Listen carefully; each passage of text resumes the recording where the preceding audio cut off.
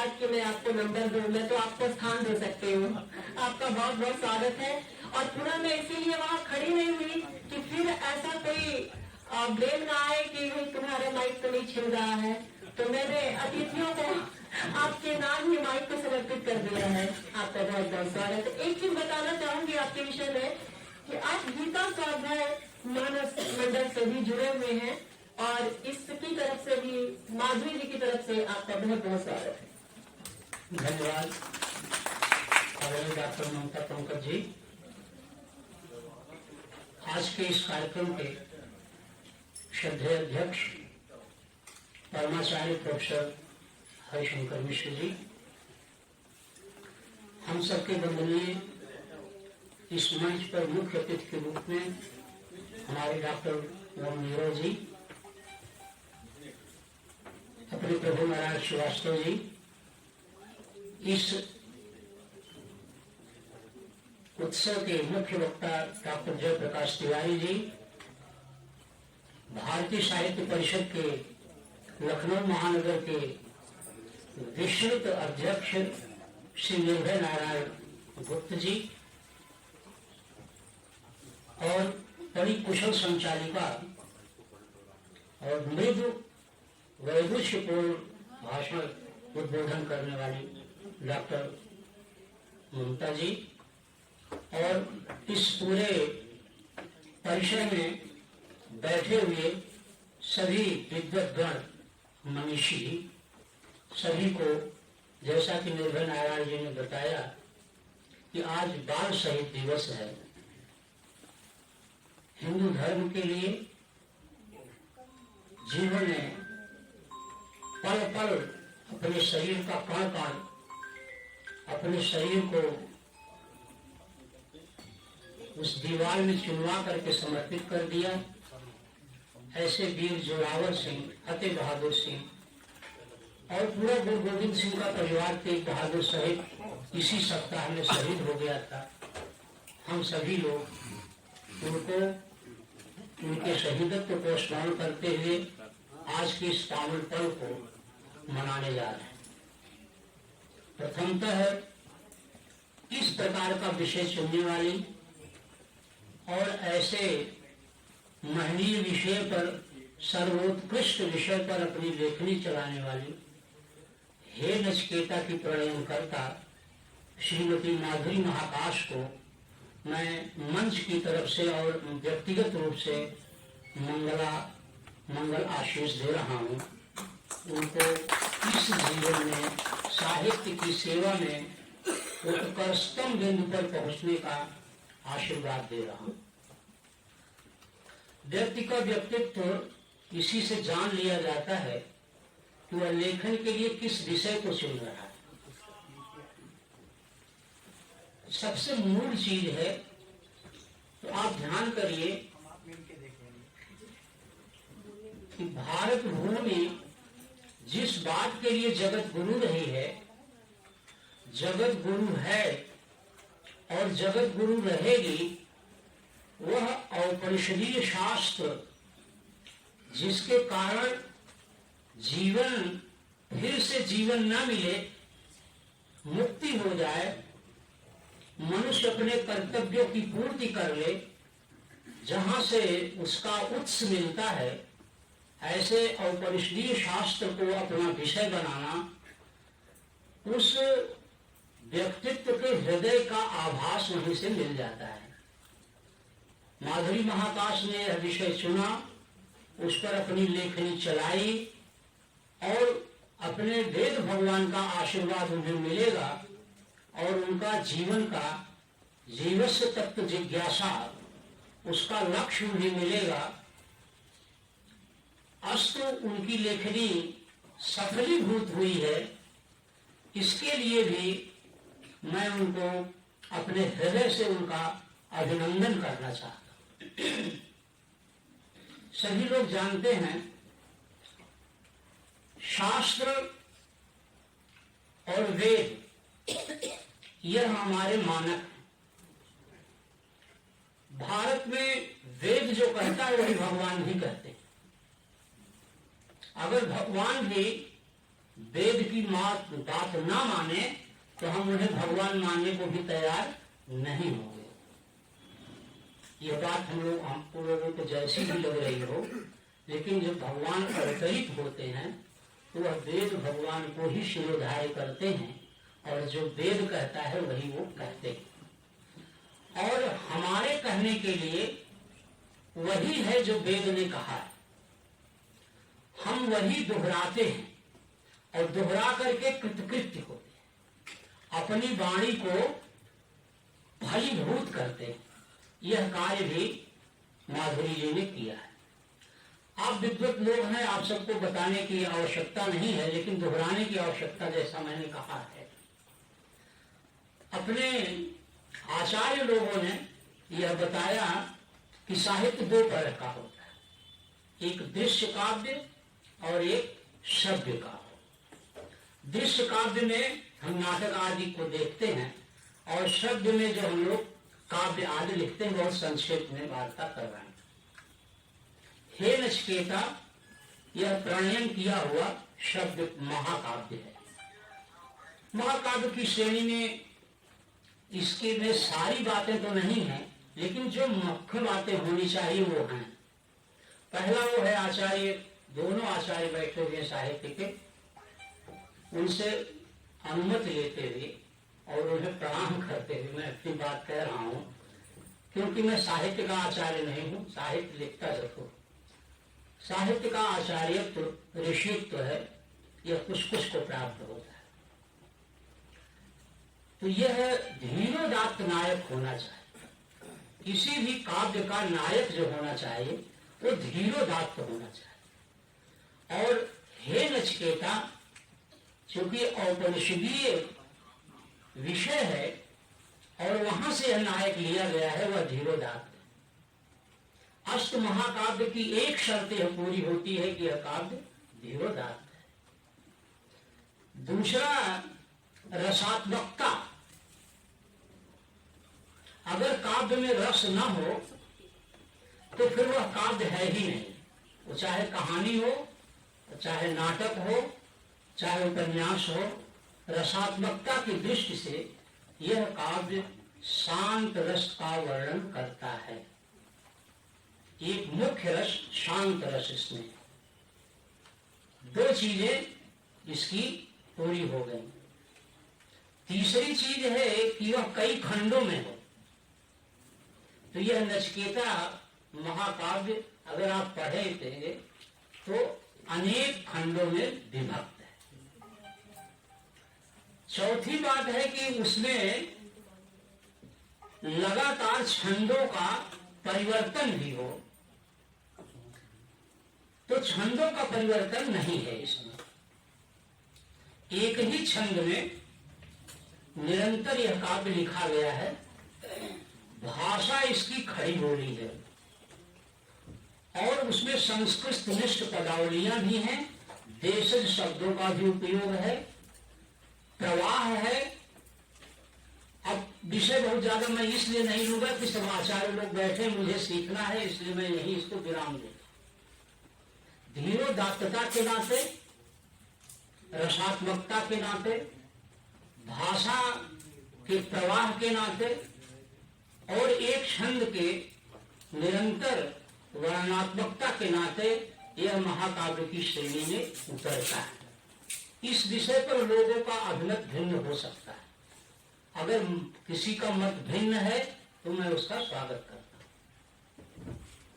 दूसरी चीज यह है, यह उपनिषद शुरू होता है ओम उषण भई वाजस्रवसः सर्ववेदसं ददौ तस्य है नचिकेता नाम पुत्र आस। यह इसका पहला मंत्र है कठोपनिषद का।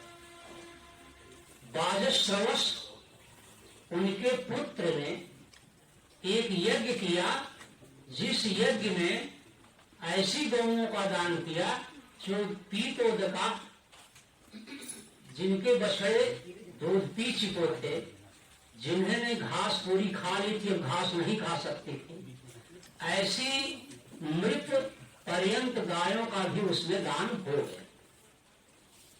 सभी विद्वान हैं, सभी जानते हैं, लेकिन चूंकि उस विषय पर बोलना है तो इसलिए बोलना भी समीचीन है। पुत्र नचिकेता जो वाजश्रवस का पौत्र है, वह इस बात को देख रहा है कि हमारे पिताजी भूल से अथवा लालच से इन गौओं का दान करते चले जा रहे हैं, जिसका फल क्या होगा। आशा प्रतीक्षा संगतम शून्यताम च इष्टा पूर्ते पुत्र पशुं च सर्वान् एतं भृंगते पुरुषस्यल्पमेधस यस्यानशनं वसति ब्राह्मणो गृहे। उसका सब कुछ नष्ट हो जाता है, वह पाप का भागी होता है, नरक में जाता है। यह बात नचिकेता और यमराज के संवाद के बीच में प्रस्थापित हुई। इस बात को नचिकेता पूर्ण रूप से जानते थे। नचिकेता प्रारब्ध से उपदेश प्राप्त एक प्रौढ़ साधक थे। जैसा कि गीता जी में आया कि पूर्व कर्मों में जो प्रौढ़ साधक होता है, अगर किसी कारण से वह अपने लक्ष्य को नहीं प्राप्त किया तो वह योग भ्रष्ट होकर के अगले जन्म में किसी ऋषि के घर में जन्म लेता है। इस बात का प्रमाण कठोपनिषद में नचिकेता के माध्यम से मिलता है। नचिकेता प्रारंभ ही जीवन काल में प्रौढ़ साधक हो गए थे। उन्होंने देखा कि मेरे पिताजी से त्रुटि हो रही है, तो उन्होंने पिताजी से कहा कि आप मुझको किसे दे रहे हैं। 3 बार पूछने पर पिता को क्रोध आ गया, तो उन्होंने कहा त्वां मृत्युर्वा ददामि, मैं तुझे मृत्यु को दे रहा हूं। इस बात को सुन करके नचिकेता ने इन विपरीत परिस्थितियों को पिता का आशीर्वाद समझ करके और उसका सदुपयोग करने के लिए वो नचिकेता यमराज के यहाँ चलेगा। संदेश क्या मिलता है? जैसा कि भी प्रभु जी ने कहा, संदेश क्या मिलता है? संदेश क्या मिलता है कि मृत्यु जैसी परिस्थिति प्राप्त हो रही है और उसको भी प्रसाद समझ करके और सदुपयोग करने की क्षमता जिस वीर साधक में हो, वह ही जगत में प्रणम्य है, वही हमारा आदर्श है। और नचिकेता ने उसका सदुपयोग किया और यमराज के पास पहुंच गए। उपलब्धता नहीं थी 3 दिन तक बिना खाए पिए, जबकि गुरु माता ने निरंतर प्रयत्न किया इस ब्राह्मण बालक को आतिथ्य सत्कार दिया जाए, लेकिन उसको उन्होंने स्वीकार नहीं किया। और 3 दिन तक जब वह पड़े रहे, फिर यमराज जब आते हैं तो उनको पता चलता है, तो उनकी आंखें खुली की खुली रह जाती हैं और वह विनम्र होकर के नचिकेता से प्रणम्य होकर के उनका आतिथ्य सत्कार करते हैं और फिर कहते हैं कि महाराज आप 3 दिन हमारे यहाँ बिना आतिथ्य के रहे हैं, इसलिए आप हमसे 3 वरदान मांग। और उन 3 वरदानों में जल्दी जल्दी बात पूरी कर देता हूँ। उन तीनों वरदानों में देखिए, वरदान मांग मनुष्य में तक तो संपरित्य विविनक्ति धीरा, और उसमें तस्य है श्रेयो प्रणीते, उसमें श्रेय को जो वरेण्य होता है वो श्रेय का वर्णन करता है, लेकिन प्रेय को वह कभी भी वह उसे तिरस्कृत नहीं करता। भारत भूमि में कभी प्रेय को तिरस्कृत नहीं किया गया है, उसे श्रेय का सर्वोच्च साधन माना गया है। अब नचिकेता वरदान मांगता है। वरदान मांगता है, कहता है क्या हो कि महाराज आचार्य जी, जब मैं लौट के जाऊं तो पिताजी मुझे देख करके प्रसन्न हो जाएं। अब देखिएगा, अब वह इसका मतलब है कि पिताजी प्रसन्न हो जाएं, तो पिताजी का तो योगक्षेम मांग लिया और मैं वापस चला जाऊं।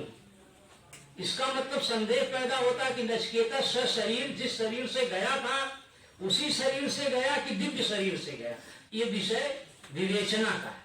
किस शरीर से गया यह विवेचना का विषय है, जैसा फिर आप लोग बाद में जो विषय आएगा जिस पर चर्चा होगी। और दूसरा वरदान मांगता है, नचिकेता को अधिक से अधिक उन्होंने त्रिणाचकेत अग्नि यज्ञ करने का उन्हें वरदान मिला। सब लोग यज्ञ करने का जानते हैं कि यज्ञ का फल स्वर्ग होता है। और अंतिम वरदान जो उन्होंने मांगा, वह मांगा कि मृत्यु के बाद क्या होता है। वो मंत्र हमको ध्यान में आ जाए अगर तो मैं बोल दूं तो एक सेकंड। उसमें उन्होंने यही कहा कि याद नहीं आ रहा है, मंत्र लास्ट में है, अगर डॉक्टर साहब याद हो तो बता दीजिए। एक सेकंड में बोल देता हूं। ठीक। येयम प्रेते विचिकित्सा मनुष्ये, येयम प्रेते विचिकित्सा मनुष्ये अस्तित्वेके नायमस्तीति चैके एतद् विद्याम अनुशिष्टस्त्वयाहम् वराणाम एषः वरस्तृतीय। अर्थ इसका बनता है येयम प्रेते विचिकित्सा मनुष्य, इस मनुष्य लोगों में, साधकों में जो यह चिंतन है कि अस्तित्व के नायम अस्तित्व चैके, यह आत्मा जीवन के बाद में रहता है कि नहीं रहता है। अस्तित्व एके नायम अस्तित्व चैके, कुछ लोग कहते हैं कि रहता है और कुछ लोग कहते हैं कि नहीं रहता है।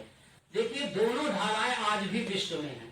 कुछ हमारे पंथ मजहब ऐसे हैं जो कहते हैं कि आत्मा नहीं रहता है, यही जीवन सब कुछ है। लेकिन भारत भूमि ये कहती है कि नहीं, यह क्या है, यह आत्मा चिरंतन है। नायम एके नायमस्तीति चैके एतत् विद्याम, मैं यह आपसे जानना चाहता हूँ। कैसे? अनुशिष्टस्त्वयाहम्, आपके से उपदेशित होकर के मैं यह जानना चाहता हूँ। यह मेरा वराणाम एषः वरस् तृतीय, ये मेरा तृतीय वर है। अब इन तीनों चीजों के अलावा मनुष्य और क्या पाएगा? कहने का मतलब हे नचिकेता या कठोपनिषद हमारे जीवन का समग्रतम ज्ञान है। इस विषय पर लेखनी चलाई माधुरी महाकाश ने। यह विषय अत्यंत सर्वोत्तम है। मैंने जो उसकी साहित्यिक विवेचना करने की पहले ही कर दी। अगर आप लोग इसको पढ़ेंगे तो माधुरी जी एक पल भी विषय से हटी नहीं, क्योंकि यह काव्य मैंने 3 महीना अपने पास रखा और 3 महीने लगातार पढ़ता रहा। भाषा में जहाँ रहा वहाँ जो मुझसे बन पड़ा मैं उसमें सहयोग किया। तो ये हम यही देखते रहे कि कहीं विषयों से हटी तो नहीं है, नहीं तो भारतीय मनीषा के प्रति अन्याय हो जाएगा। यह अपने चिंतन से, विषय से रंच मात्र कहीं भी हटी नहीं हो, भाषा में भटक हो गई हो, शिल्प उतना अच्छा न बन पड़ा हो, लेकिन कथानक इनका एज इट इज, जैसा वेद भगवान ने कहा है वैसा ही इन्होंने लिखा है। यही इनकी सफलता है। मैं इनकी इस वाणी को जो हे नचिकेता में है प्रणाम करते हुए, इनको फिर से आशीर्वाद देते हुए, आप लोगों से यह निवेदन करते हुए इस काव्य को जरूर पढ़ें और सरलता से, जिनको संस्कृत नहीं आती होगी, हिंदी भाषा के माध्यम से आप विषय को आत्मसात कर लेंगे। यही इस काव्य की सफलता होगी। अस्तु, मेरा सभी को प्रणाम है। कोई त्रुटि हो तो क्षमा करिएगा और मुझे आप लोगों ने सुना इसलिए बहुत बहुत आभार।